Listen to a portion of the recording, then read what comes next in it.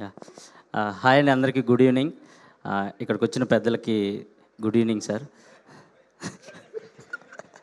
Sir, first of all మిమ్మల్ని కలుసుకోవడం చాలా హ్యాపీగా ఉంది సార్.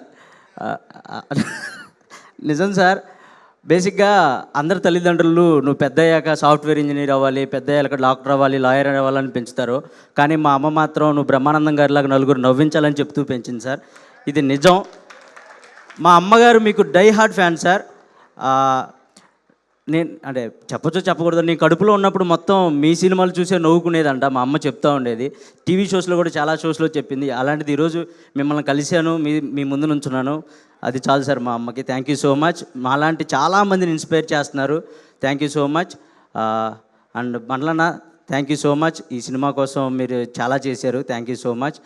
బేసిక్గా ఎవరికైనా డ్యాన్స్కి ఫ్యాన్స్ ఉంటారు, లేదా సింగింగ్కి ఫ్యాన్స్ ఉంటారు. మీ ఒక్కరికే నాకు తెలిసి స్పీచ్లకి ఫ్యాన్స్ ఉంటారన్న. ఈశ్వర పరమేశ్వర ఆ స్పీచ్గా అయితే నేను పిచ్చి ఫ్యాన్. ఆ స్పీచ్ విన్నప్పుడల్లా ఏదో తెలియని బూస్ బంప్స్ వస్తాయి. మనం ఎందుకు చేయలేం, మనం కూడా చేద్దాం పదా అని అంత బూస్ బంప్స్ వస్తూ ఉంటాయి.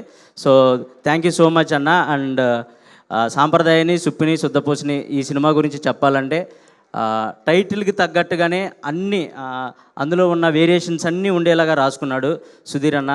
So thank you so much Sudheer అన్న, నాకు ఒక మంచి క్యారెక్టర్ ఇచ్చావు. అండ్ నన్ను నమ్మినందుకు thank you so much. And Sai garu thank you so much నన్ను నమ్మినందుకు.